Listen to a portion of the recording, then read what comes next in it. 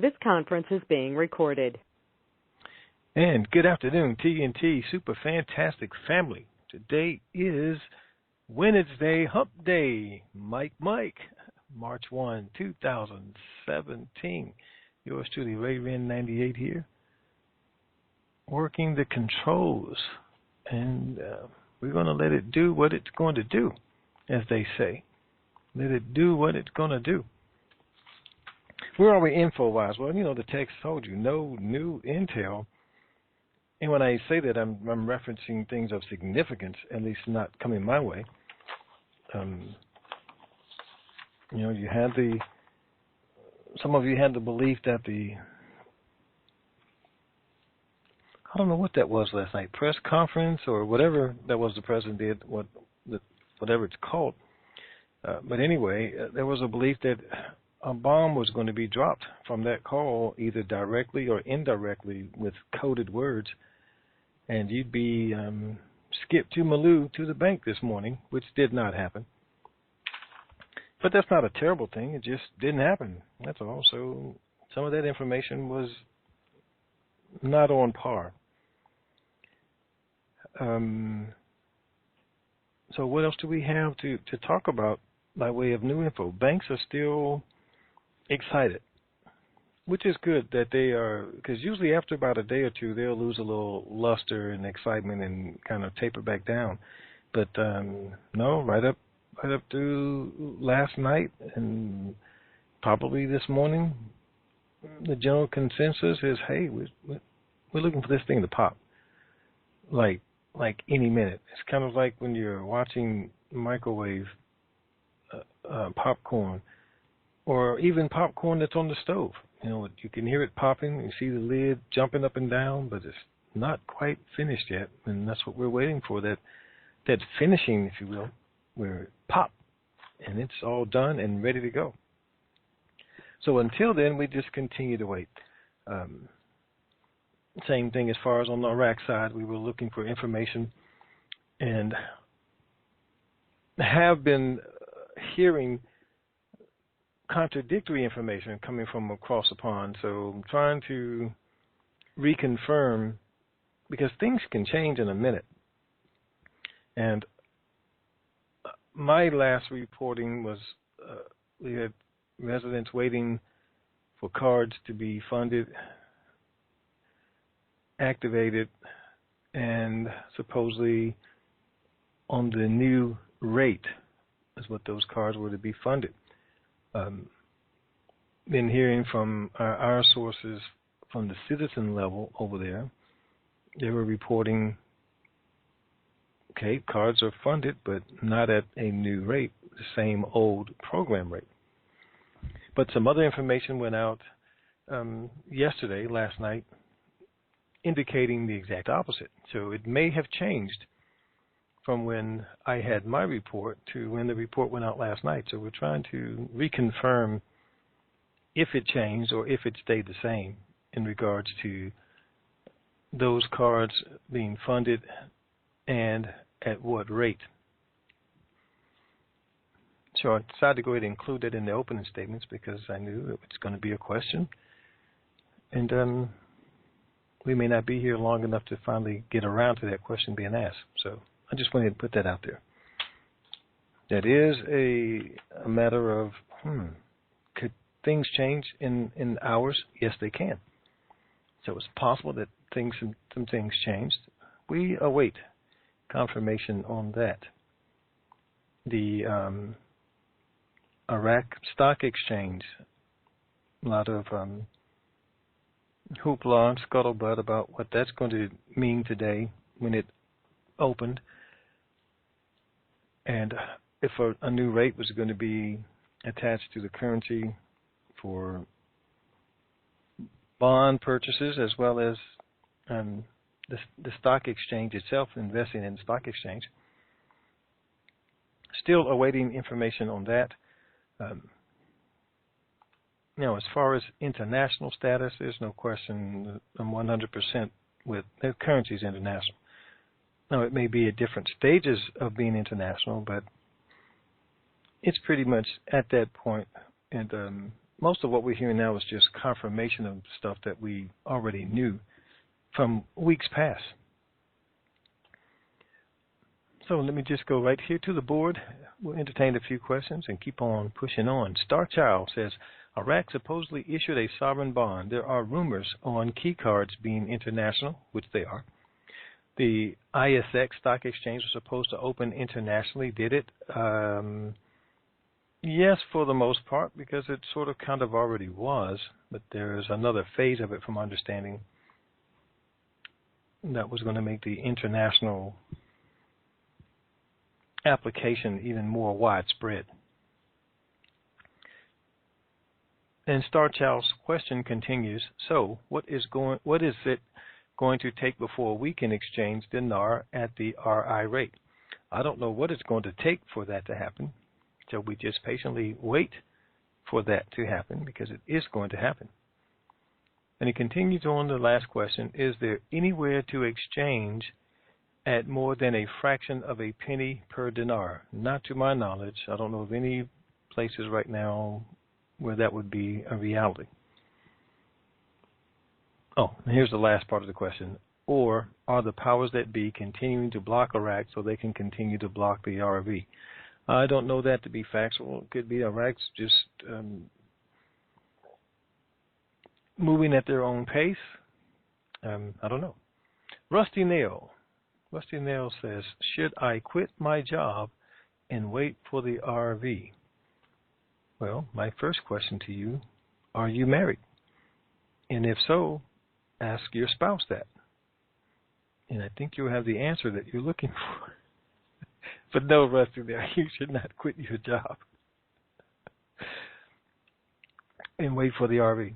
And while I'm on that subject, there's a lot of you that probably should not quit your job, even post-RV. Have you pre-calculated everything? Do you even know how? If you don't know how to pre-calculate, then keep your job, folks, when the RV happens. So what if you're going to exchange and get $1 million? That doesn't mean quit your job the next day. That means let me stay on the job while I take my time to learn how to make this money work for me. Because in addition to the things you want to buy, you have to make that money replace your job income if you plan on quitting your job. You have to make that money replace your job benefits if you plan on quitting that job. So whatever income you were receiving on the job and whatever benefits you were receiving, once you quit that job, those items no longer exist unless you fund them yourself. Now, where are you going to get the money from? From your revalued exchange money, putting it to work. You have to put it to work and let it create revenue for you. So now it has to generate the revenue to replace your job income. It has to generate the revenue to replace the benefits that you were getting on the job, because you still need insurance and vision and dental and chiropractic and psychiatric and psychotic. You still need all of those things for you and your family should something happen. No, now that you've quit your job, the employer is no longer providing it, so now you have to pay for those things to keep your family at the same standard of living where it is today. So now we were just addressing our cost of living. Then you also have to take into account the new things you want to buy. Bigger house. Bigger house means bigger utility bill, means bigger maintenance bill, means bigger property tax bill. So you have to make sure that this exchange money that you have, that you put it to work so that it can generate monthly income to cover all of these things and for you to enjoy your new lifestyle. So for some of us, the RV doesn't automatically mean quit my job. It means let me line up everything and make sure that I can quit my job. But don't just quit because the RV happened and when you exchange, you're going to get $1 million, $2 million. For some of you, that money won't last 6 months. And then look at where you'll wind up. So be careful before we rush to quit anything. Now, if you're holding, like, I don't know, 100 million Iraqi dinar, I think you could quit your job when the RV happens. If you have 100 million. But for those who only have like 25K, 100K, $500,000, you're not at quit your job status. You're going to be at, okay, let me see how to make this money work status. And if it can replace my income and my benefits, then I will quit the job. Okay, let's go to GTOV 725. Hi, Ray. Was there anything from last night's speech that would or could be a trigger for us? Not to my knowledge. I did not hear any triggers from the speech. So let me see. Several people in my small group asked that question. Okay, so you can give them that answer. RKB1. Ray, you stated previously that if we desire to negotiate a contract rate with the bank, we have to show the bank that it would make more money by entering into the contract rate than by simply playing the spread. How do we do that? Wouldn't we have to know something about the bank's profit structure? No. Here's how you would do that. You would do that by letting them know how little of the money you intend to spend and how much of it you want to put to work generating new money. Because that's what's going to be music in their ears. And I know it would be with me if I'm the banking person, and if there's such an arrangement that I can choose who will get a contract rate and who won't, and you're sitting across the desk exchanging, if I just say, well, RKB1, what do you intend to do with all this money when you get it? And you start listing all the houses and cars and cousins and relatives that you want to break off some to, and et cetera, et cetera, et cetera. I'm not looking to hear stuff like that. I'm looking to hear how you intend to invest it, possibly, hopefully, with me and the investment products that I offer, which is going to say longevity to me, which is going to say, okay, the bottom line, my bank is profitable. And as long as my bank is profitable, I have a job with bonuses and Christmas, this and that, all the things that I've been wanting. And my kids are going to college because I'll have enough money saved up to put them through school. That is what I would be listening for. Job security. And what would you be doing with your money that is going to mean job security for me and the bank that I work for? And that would be discussing how much of it will I be able to manage for you. Let's go to Lilypad. Lilypad, Ray, I was considering purchasing more Dinar and visited a website last week. The 25,000 Dinar note was pictured, but was labeled 2,500 Dinar. Did I miss something? It was probably just a mislabeling. They have not dropped a zero already on the Dinar currency on the 25K note, not to my knowledge. Fuse, hello, Ray and TNT family. Has any of TNT's Iraqi contacts linked the CBIIQ website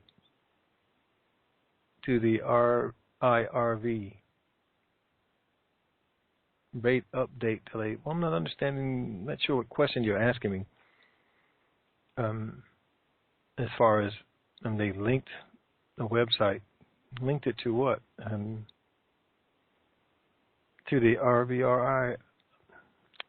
I don't know if you usually have me on that one. Not sure how to try to answer that question. Burbank Lou says, has the Dinar revalued in Baghdad? Not publicly. Susanna C., do we have to wait until all USD is phased out for a rate change? I don't think so. I have not received that information. And never hearing that before, I don't think that the USD is an issue as far as it all being phased out.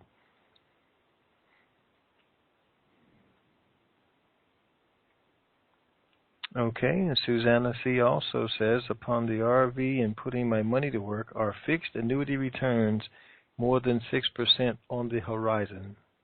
I don't know. I have not talked to any annuitant salespeople lately to get a feel for what the market is, but you can do that very easily yourself by calling your local insurance agent or insurance companies in your area that sell annuities, and they can answer those questions for you as far as the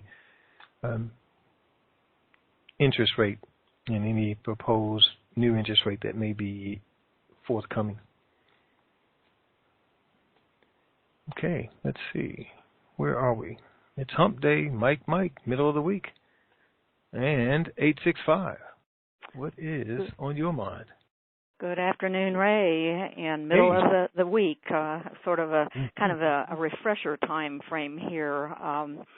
Just wanting to know, last time we had heard number of banks that seemed to be around the 45 mark. Has that plateaued, or has there been a flurry of additional banks that we are now aware of here in the U.S.? No additional banks yet. Just some members that are reporting it's the same 45 banks. So I'm getting some of that now, but no new ones to add to the list. Okay. Likewise, the rates. It's been a while since you'd kind of gone into rates. Any changes worth mentioning, or is it pretty much still status quo from what it was 2 weeks ago on all the currencies of interest? I would say it's still status quo. One or two sources are talking $4 and something on the Dinar, but I'm still in a wait-and-see mode on that because those rates changed. And that $4 could just be a placeholder $4. Because it's not what I'm getting from the citizens that are outside of the country. They're still looking at 3-something on the cards that they're using as an international rate. But again, here in the U.S., there's supposed to be a multiplier. Some of you remember that from years back. A multiplier that would kick in so that the rate in the U.S. would be slightly different, higher, if you will, than the international rate that is across the board everywhere else. But that, too, remains to be seen, so we patiently wait for that. I don't know that if patiently is going to be the descriptive word. We're starting to get a little bit more impatient here. For the Iraqi history lessons here, I was curious what your sources over there, how they've been responding to what al-Baghdadi, that evil leader of Daesh, the one that sometimes he's alive, sometimes he's dead. He seems to be back alive, supposedly having given a farewell message. There was another story of something about he had been injured and had a leg amputated, but that he was essentially saying surrender or go blow yourself up, especially the foreign Daesh fighters. What are your Iraqi sources saying about that, or are they just ignoring that? Nothing. Just ignoring it. And mainly, I think it's mainly due to the timing factor. When we hear from them, none of us that are actually speaking with them direct have time to shoot the breeze and just talk about things. It's the conversations are short, and so it's naturally we want to get what's most important to us out of them, and then if there's nothing else, there's nothing else. And if they decide they want to just sit around and keep talking, then that's cool. But generally, it's here's what's going on.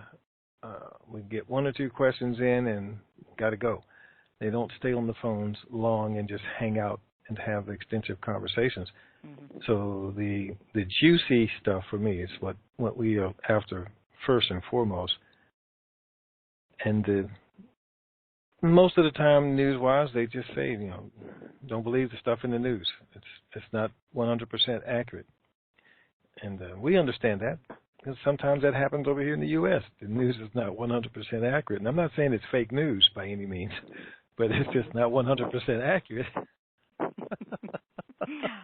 We aren't pinning you down on that one at all here, but appreciate that, because really whenever I'm reading all these things dealing with information coming from Iraq, it's more this is old or it has been recycled, and certainly with Baghdadi, really don't know how many clones are out there of him, that he may well have been killed years ago and there's somebody else that's stepping into his shoes supposedly, and that sort of thing. But because you've always told us that Mosul really doesn't have much more merit anymore that it's been taken over by the government forces, and so it's more how many more news releases can they send out about that. So with that, so let me close off so you can get some other callers here, but Vegas, Vegas, Vegas, and verification, negotiation, diversification.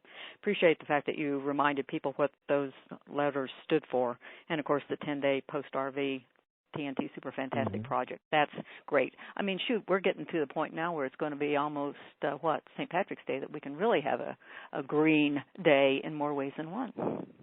Possibly, yes. How about that? Mm-hmm. Okay. Well, appreciate it. Thanks again. All Take right. care. Bye-bye. Thank you. Bye-bye. 740. Oh, hi. Hello. Hi there. Hi. I have a retraction to make on what I said last Monday. That lady in New York that was worried about the 80% had to go to humanitarian efforts, that is true on the Zimbabwe money. I'm not sure. How do you know about the that's rest. true? My son told me. He's the one that's connected to all this. He's the one that gives me all the information, and sometimes I misunderstand. But how does he know that it's true? He's connected. Well, being connected doesn't mean that it's true. See, you're saying something and communicating it as a statement of fact, and that's why I'm challenging you on that, because you're communicating it as a statement of fact. And as I do on all my training calls on open mic and even on TNT, so you're not being singled out. I do everyone like this. Whenever they try to communicate something as a statement of fact, I challenge it, because I know other people will receive it as factual information if it's communicated that way. So what we really want to say is you're being told that it is true and that you believe that, and that's acceptable. Okay. Well, my son believes it enough. My son believes it enough that he is getting all kinds of plans made up for where he's going to use that for humanitarian efforts. And he's got 5 different projects ready to roll. And my statement to the lady in New York would be that even that 20% that you're going to be left with is going to be more than you can handle.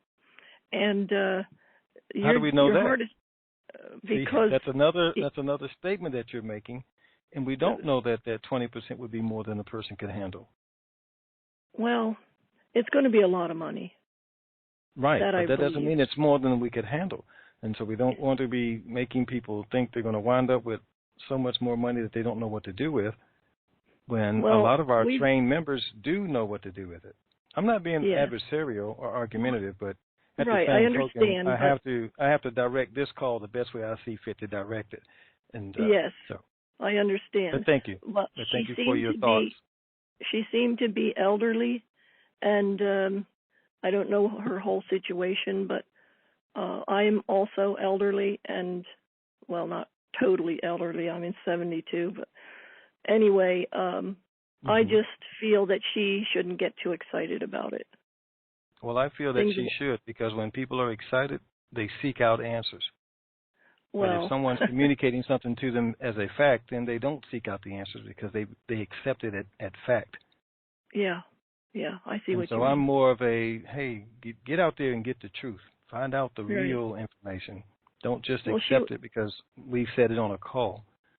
Yeah, it's hard to find out the answers. I appreciate your effort that you're trying to do. Right. Yeah. And I appreciate the effort that you're putting forth. Right. Okay. Okay. Thank you very much. You're welcome. Okay. 470, Georgia, you are on. Hey, Ray, how you doing? Hey, I'm fantabulous to the nth degree. And yourself? Oh, I'm doing great. Trying to stay dry today. It looks like we got some thunderstorms heading our way. Okay. My question would be, I know a while back you mentioned possibly having to do a reshuffle of the people that are donating.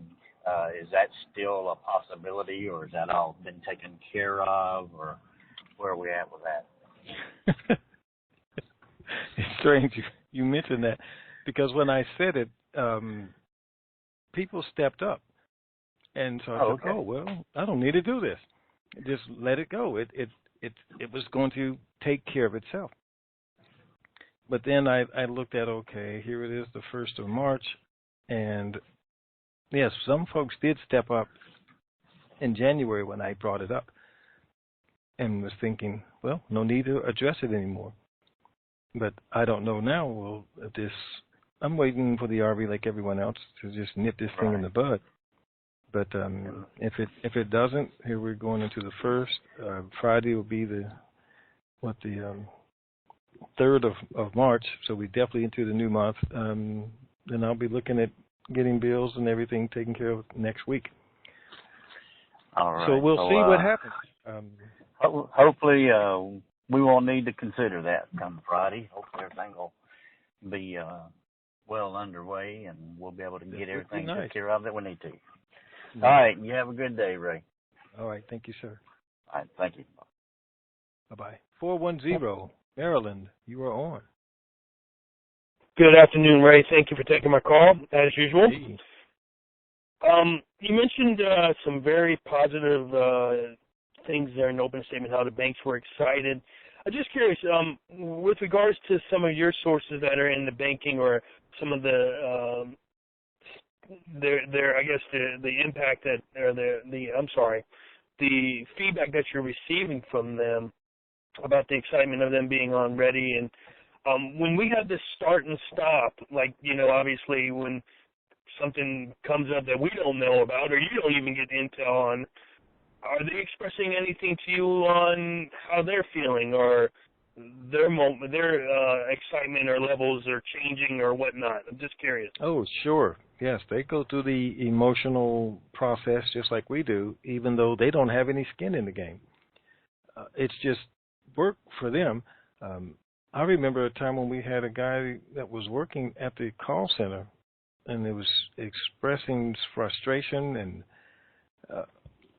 disappointment, having to work on Sundays, having to work on a holiday, manning the phones because they were told calls might start coming in.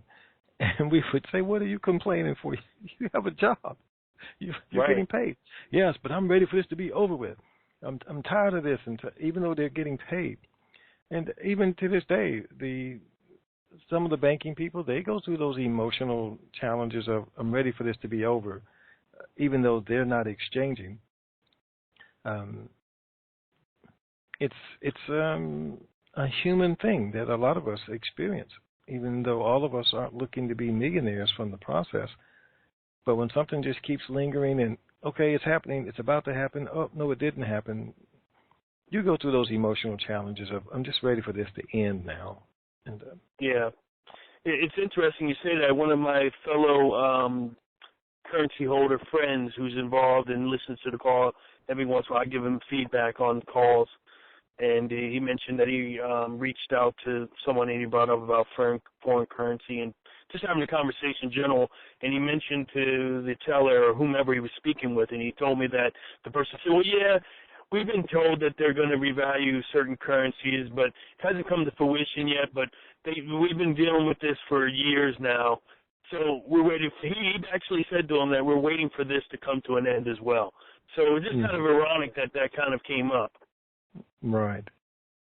So I appreciate all that you do, sir, and hopefully we won't have a call on Friday. And thank you again, as usual, for everything. Okay. Thank you. All right. Have a good hump day. Thank you. You too. 340, Virgin Islands. You are on.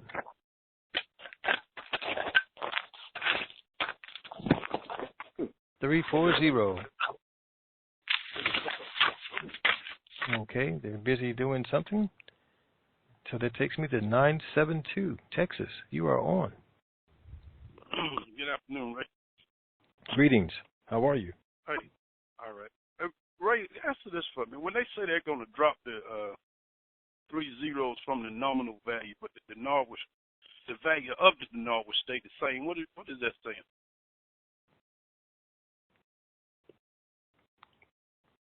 Okay, you said the value is going to stay the same. No, the value of but they're saying something, when they say the nominal value. Here's an example of that. If the currency has a value of $1, Right. So and it says 25,000 on it, then we would look at that to be $25,000. Now if they drop off 3 zeros, and now it's 25, and if the value is still $1, then that 25,000 now becomes $25 because the value is still the same. It's a $1 value. Nothing changed value-wise. It just changed numerical-wise. But now what are we looking for? We're looking for the value to change. So now if the value changed from $1 to $4, then they knock off zeros. It's going to be a different amount that you would be looking at. And I just use these as examples, so anybody that's trying to run the math, it's not going to balance out and be the same. But I just simplified it for your answer, for your question of if this stays the same. If the value of the currency is 1 unit is equivalent to $1 US, and the 25,000 note represents 25,000 units. And if you drop that down to 25, then it's going to represent 25 units, still at the $1 rate. That's all that means. Oh. Okay. So it would. But it's definitely something that we don't want to happen. Right. I mean, that was way back when they was talking that. I think that was 2010 when they was talking that about dropping it. Would say with the intention would be to drop the 3 zeros from the nominal value of the banknote, but actually, the actual value of the dinar remains unchanged. Correct. Okay. But we are looking for the value to change. No, I mean when I No, we don't. But even if they do that, even if they drop the 3 zeros, we don't want the value of the dinar to change. Go from we want the value of the currency to change. No, I said. Yeah. I'm not disagreeing with that. I said, but if they want to take off the 3 zeros, you know what I mean, and then say it comes out at 371, and then they say, okay, we're gonna drop the 3 zeros. Well, we don't want them to drop the value too. You know what I mean? We don't want that value to change. If you put it at 371, and now you say you're gonna drop the 3 zeros. Well, I prefer if you drop the 3 zeros, but leave at 371 now. Okay. All right. I've already prepared for that part. Because Good. I saw the notes, but I said I don't know if I want to hold on to those big notes anyway. All right. I think we're on the same page. Yes, sir. Yes, sir. Okay. 501. We'll get you. Hi, Ray. Hey, how are you? All right. Hey, I was listening to my mother was actually listening to news when I was helping her this morning, and on CBS they had some reporters talking that said after they said that Trump was going to redo the thing about the people coming in, that they were talking about him dropping Iraq. So I don't know if that'll help us. I know before it was supposed to go and it came up and it stalled it, but I don't know if anybody else heard that or not, but I definitely heard it. It caught my ears, so I thought I'd share that with you. Dropping Iraq. Okay. I have no idea what that could possibly mean and how it would apply to us, but thanks for sharing it. Yeah, but it's, on the people coming in, when he redoes the statement of who can come in from which countries, that he had Iraq in there before. Okay, yeah, dropping the ban. I'm sorry. Now I'm with you. Okay. Okay, I'm sorry. Drop the ban on the Iraqis. Okay. So maybe that will help speed things up, I hope. But thank you very much, sir, and have a blessed day. Thank you. You too. Well, it's hump day. We're halfway through the week. 1st of March. Iraq is definitely talking about the stock exchange being ready with no delays in the month of March. Now, they didn't say March 1, but for the month of March for the laws to kick in to make them more of an international accessible currency or at least for exchanging on an international scale other than just in country, which is good for them, for the growth of that country. Good for us on the terms of more widespread availability of the currency being international, and then we're still waiting for the rate change. Banking community is still excited. I'm still excited.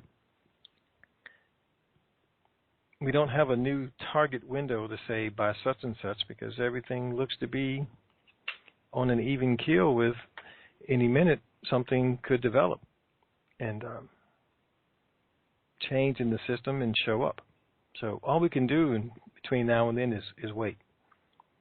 Whether it be today, tomorrow, next week, who really knows? One thing I do know, the information is very slowly coming out. And I don't know if that's an intended hush-hush or what the situation may be, but it's not flowing as easily as it has been for whatever reason. And it could be that, hey, this is finally it, the last hurrah, and let's let it just work itself through. And we may be back talking again this evening, screaming and hollering. Who knows? I sure don't. But it looks good. And as long as the banks are excited and saying, hey, we think this is imminent, I like hearing that a whole lot better than, oh, this is not going to happen. It's never going to happen. Like they used to say 2 years ago. So I'm liking the information that we're getting. Nothing right now definitive enough for me to pinpoint and say, hey guys, this is it. This is the week. But at the same token, I don't have anything to tell you why this is not the week. Why we should not finalize this and see it by Friday. The number one public thing that everybody was focusing on was Mosul. And that's for all intents and purposes done with. They've branched out, going into Syria now, chasing after the bad guys, so to speak. Reports are telling us in Mosul, they're on the run. And because they have streets blocked, bridges blocked, they can't just ride out of town. They're literally running, heading for the hills. That remains to be seen. But all of it sounds good. All of it says to me, just a little bit longer. But this ride's coming to an end. And I'm satisfied with that. So if something else comes in today, we'll text it out to you and give you the updates as it comes out, especially if it's real good information. And then we'll see what happens here the next 24 hours to 48 hours. And let's see how things unfold. But make sure you're ready for whatever happens. And when it happens, don't be in a rush. You can't invest it too slowly. You can't secure it too slowly. You can't exchange it too slowly. So keep that in mind. And enjoy this Wednesday. We'll see what happens when it happens. Keep believing. I do. It keeps me